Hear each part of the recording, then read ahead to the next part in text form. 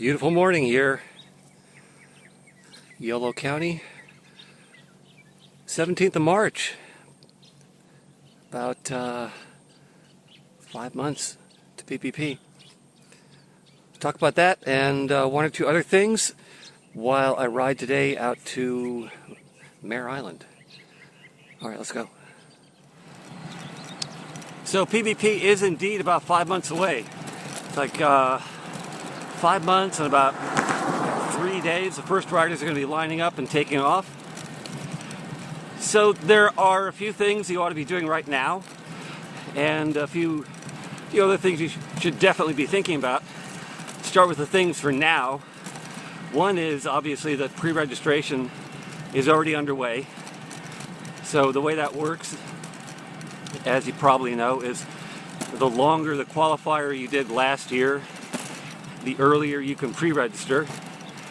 And we're about into the last wave of pre-registrations, and that would be for riders who did a longest ride of 200K last year, the longest official brevet actually. So once you pre-register, then obviously you need to do your whole series. So another thing definitely to have on your calendar is what the dates of your brevets are. You need to do a 2, 3, 4, 6, 200 kilometer and so on. Not necessarily in that order. You can start with a 6 if you want to. But now would be the time to put those on your calendar. Start thinking ahead for those. Make any travel plans like overnight stays or anything that you need for those rides. And leave yourself a plan B. You know, probably not so much for the 200 because there's a lot of those, but for the longer rides, especially if you're a 600, if something happens, just try and keep in mind what your option would be.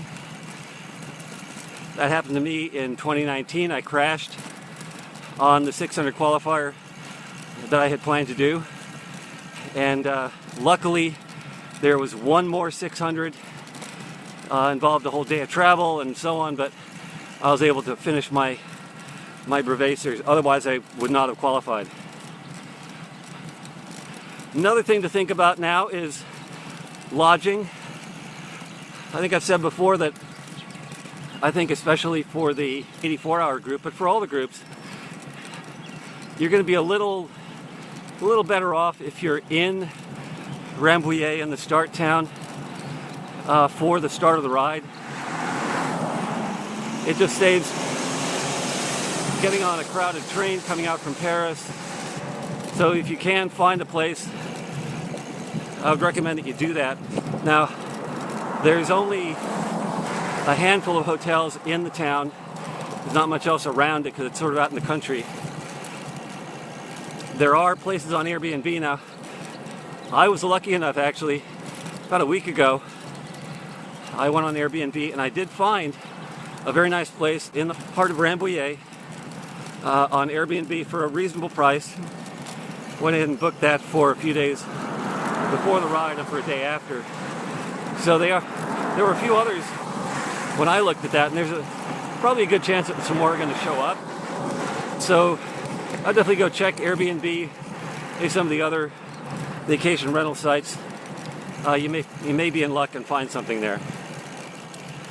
A little bit longer term and sort of down the road, well, sort of mid-term, I guess, you should really have your bike either in hand or close to it that you're going to ride. I don't think it's a good idea to wait until the last minute, go out and buy a new bike or take delivery on a custom or anything right before the ride. I think you're going to be best off doing your series on the bike that you're going to ride PBP, and it just lets you find all the things on the bike that you need to think about. You know, how does your seat feel? You know, how's the setup? Make sure that everything is fastened down correctly. Make sure your lights work. All that kind of stuff. Now is the time really to have your bike in hand, be riding it regularly, do your longer brevets on it, and get that all set. I would not recommend waiting until the last minute. Now is not the time to put in your order for a custom unless your builder can do it really fast. Now, I mentioned lights, and lights are definitely a very important part of PBP. Unless you are immensely strong, certainly stronger than I am, you're going to be riding in the dark, and having good lights is going to be very important. Now, I've had some questions on my channel here about lights, and I certainly delved into that in the past. I mean, really briefly, there's two kinds of lights. There's dynamo lights that run off a hub on your bike, or a generator that runs on the rim or the tire, and they're battery-powered lights. And one of the perennial questions is, well, which one should I use? That's really up to you. As I said, there are pluses and minuses. Battery lights keep getting better.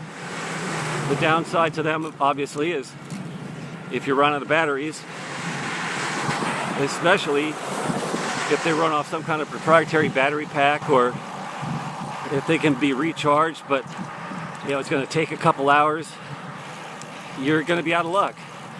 So once again, this is something to try on your rides as you're going out and doing your brevets this year. Take those lights with you and see how they work. See what the runtime really is. One thing I usually do, if I get a new kind of light that I'm just trying out, is I'll just turn it on and ride in the daytime just see how long it actually runs. So I'm not surprised in the dark. If the manufacturer says it's going to run for 6 hours, does it really run for 6 hours? One option that I recently found, Portland Design Works has come out with an LED light, which seems pretty bright and pretty well focused. I've ridden with it in the dark a few times. And it plugs into an external power bank, like you've probably got to charge up your phone or your computer. And they advertise a really long run time. Can't remember off the top of my head, but really kind of an all-night run time on a 10,000 milliamp battery pack. So that's definitely an option that I would look into if I wasn't using dynamo lights. All my bikes that I ride on brevets have dynamo lights on them. But if I was interested in battery lights, I'd definitely think about that one. Stick another couple of power banks in a drop bag, and you'll be good to go for the whole ride. Okay, and speaking of drop bags, I think I've mentioned on my channel before, I'll be in Rambouillet, but I will not be doing the ride this year. Just decided not to do it. Some friends and I are going to be offering a drop bag service, first to American riders and then to others if we have capacity. So we'll be having a service where you bring your bag with you to Bike Check in Rambouillet. We'll be very close to where you do that. Drop your bag off. We'll take it out to Ludiac for you. Have them there, watch them, distribute them, and so on. And then after everybody's gone back through on the way back, we'll pick them up and bring them back. You get them in Rambouillet at the end of the ride. So that's going to be a really fun project. Looking forward to helping out the riders. It's always good to find somebody over in France who speaks English and has been around and can be helpful. So we're looking forward to doing that. We'll be offering that service at a price that's comparable with what it's cost in the past. And I'll be putting information in the description below about where to go to sign up for that, pricing, and so on when we launch that website in the very near future. So that's something to look forward to. Yeah, that's about it for right now. Looking a little bit into the future, I'm going to be offering a series of videos on a topic that's kind of randoneering adjacent, and that is photography on bikes. I've been taking pictures from my bike on long rides, for about 40 years. So I've got a lot of experience doing that. I've got a lot of thoughts about what makes a good bike camera, what to do, what not to do. And I thought it'd be fun to offer some of that advice on this channel, so you can look forward to that in the future. And with that, I'm going to sign off for now. Take care, keep riding, be safe, be aware of everybody around you, and I'll see you in France in 5 months. All right, see you later.